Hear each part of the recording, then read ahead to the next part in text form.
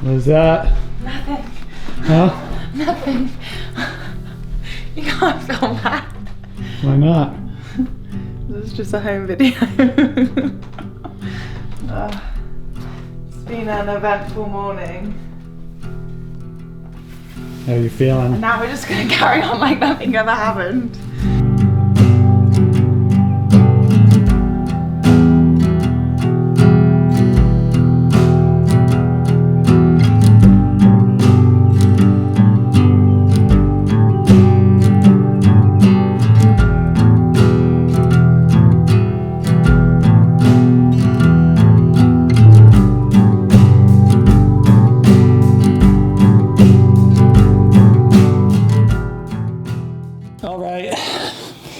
We're 2 weeks from your last big announcement that we got a baby on the way.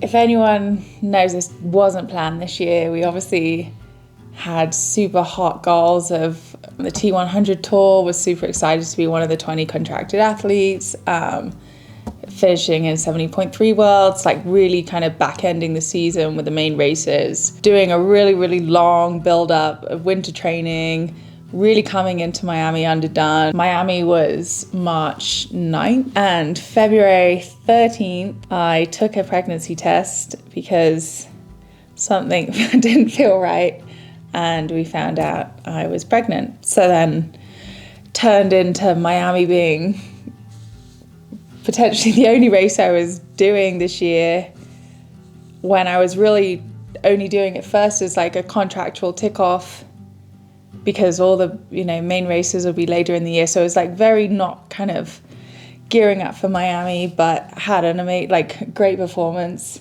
So after you found out you were pregnant, how did you feel training wise leading into Miami? Because Miami would have been 7 weeks. Doctors put 2 weeks on. And why did they do that? What's the reason? I don't really know. I think maybe but where because does the 2 weeks come from? So it's from your last period, which obviously you can't conceive. If anyone knows anything, here's a biology lesson for anyone. It's usually like 2 weeks after is when you ovulate, and then another 2 weeks you'd be getting your period, hence every monthly cycle. So yeah, they add 2 weeks on. So really 5 weeks from what most people probably consider. Yeah, like, so you're like being pregnant for 5 weeks, which I felt like my hormones were going out of whack like they were last year. And that's what made me want to test. Obviously, I just spoke on a podcast about coming off of birth control to try to improve your hormones, which you've been dealing with, which seems to have worked. Yeah, everything bounced back up. I felt really good from it. There's a risk of getting pregnant, obviously.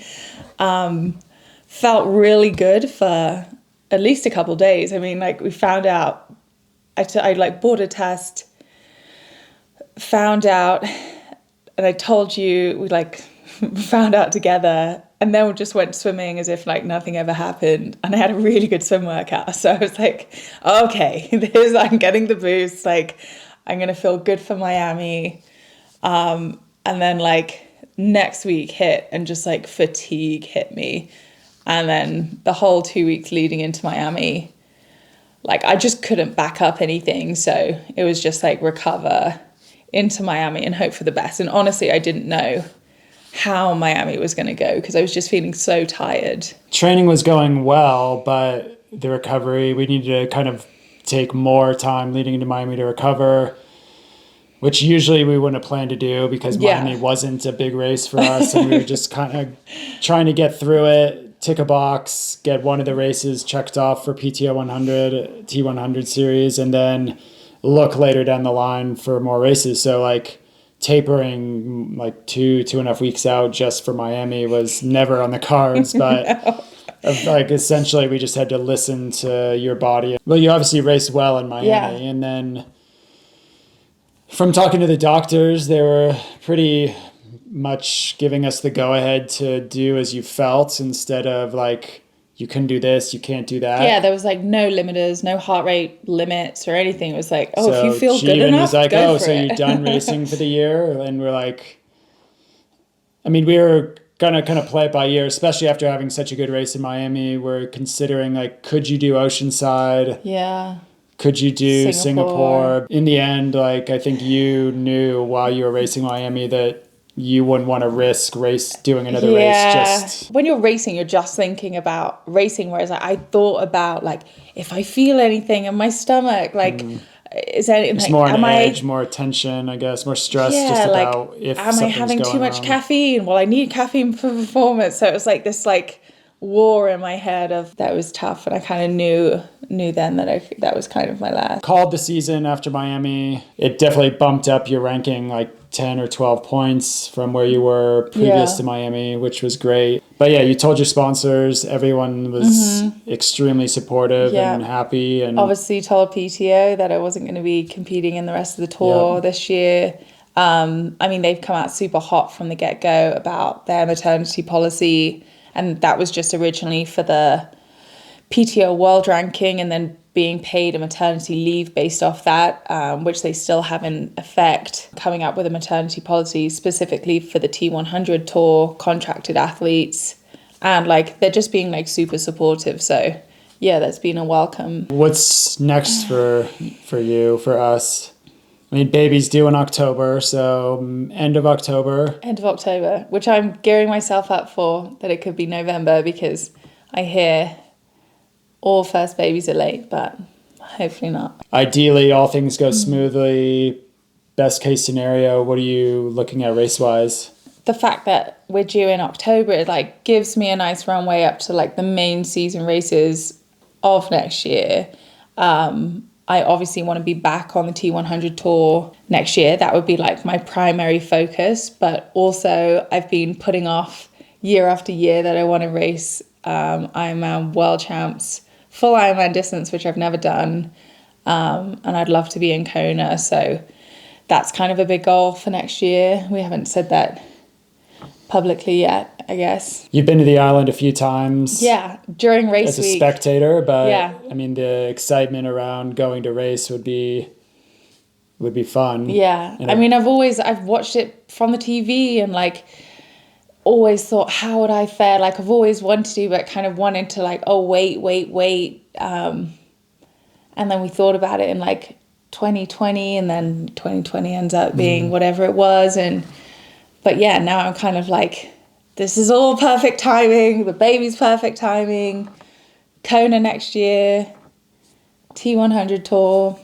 I feel like I was on a good trajectory for this year. So like when we first found out, of course, like we weren't like, yes, this is amazing news. Like there was a part of us just like sat there grappling with like, what have we done? This was like not the plan. I mean, it's something we both definitely wanted.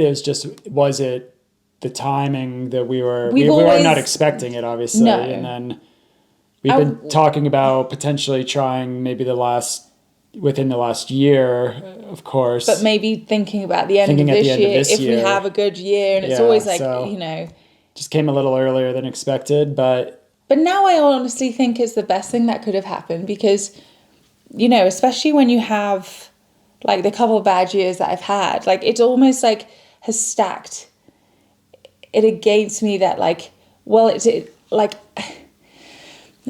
before I was good, like when I was coming up, like I felt like I had nothing to lose in triathlon. It was all just like a bonus, and it was like just great. Whereas like then, you have a legitimate career, and still then I was like younger and like felt like I had nothing to lose. But I think I can't say for all women, but especially me, that like I've been dipping into my 30s, and definitely the pull to have... You're not dipping, you're fully in your 30s. Oh, I actually am. I don't know why I thought I was 32. I'm 34. But just turned, really-ish. But I feel like that draw to, or that like inner knowing that that's what you want to have, like we both want it. Yeah. We want to have a family. And then it's kind of made racing less fulfilling in a way, because you're putting off something. Like you're not feeling like you're hitting your mark. You're not getting everything out of yourself. So then you're balancing and weighing up. Mm-hmm. Is it worth postponing starting a family now for another year when my results are good, but they're not where I believe I could be, or I don't feel like I'm reaching my full potential. I think it extends my career. Well, I think we've talked about having a kid and then coming back and being able to then race for another 3 to 5 years and make the move to Kona. So we are considering putting it off for another year, but this just moves that schedule up another year, which is a good thing. But now I think it's kind of perfect because now I'm not racing that, I'm putting something off if this isn't quite what I want it to be. And I feel like just having that kind of mentality is tough. Whereas like when I started, I felt like I had nothing to lose. Where I feel like racing is sacrificing something that you really want. And then when it used to be, racing was everything. Yeah. But now you could return fulfilled with a family and then get back to racing and not have the feeling of sacrificing. Because that's the thing, even in daily life, like I don't feel training as a sacrifice. Like I love it. I wouldn't want to be doing anything else.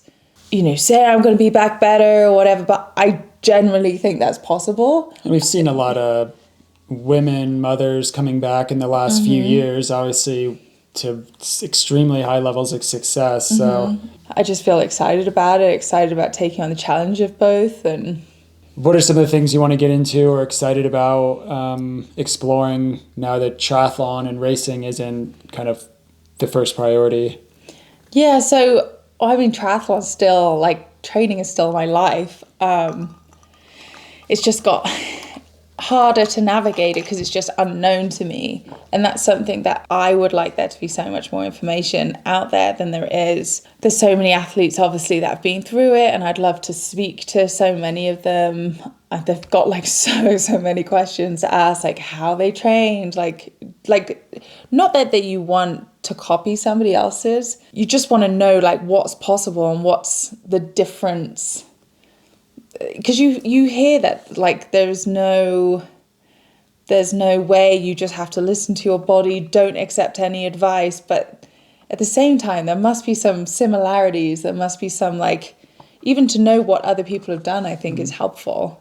So who would you want to talk to about that? Like, who are some of the women that you think have gone through it and would be interesting to speak with? I mean, I guess just, like, the high-profile athletes that we know of, like, in the running world, like Ellie St. Pierre, what's her name?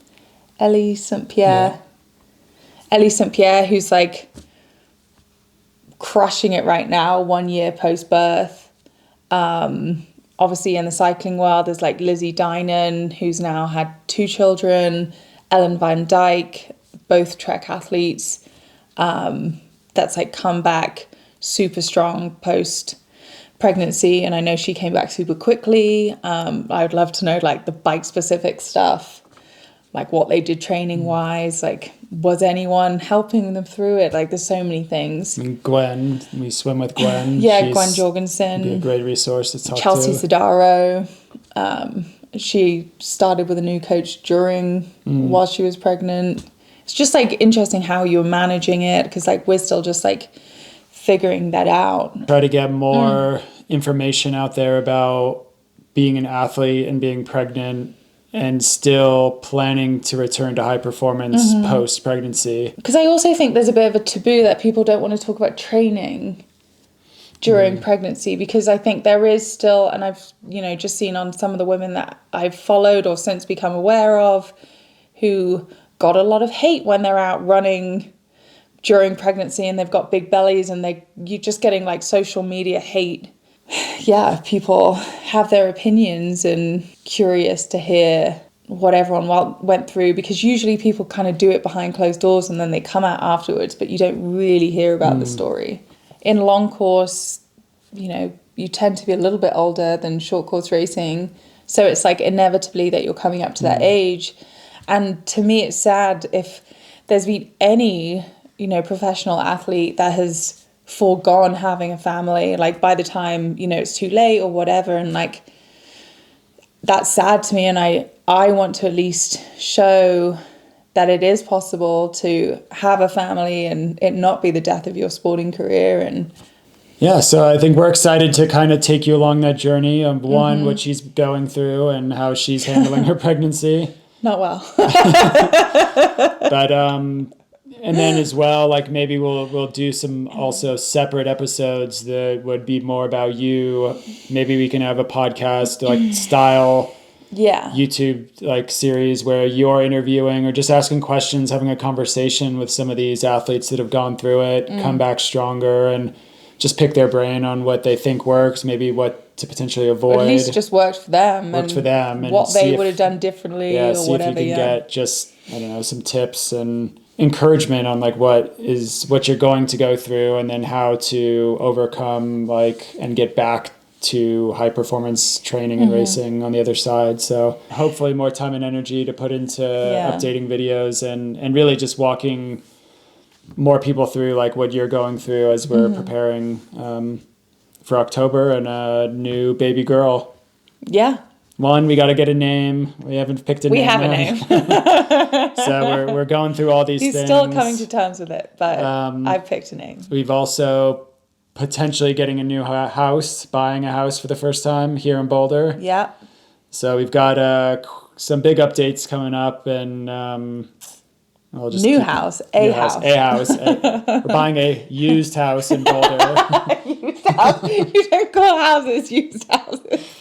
In Boulder, but hopefully that goes through, and we'll be able to be in there by the end of next month, and we'll just kind of continue on with the updates and whatever we're dealing with or going through. But it's a long update, but a big one, and we will see you next time.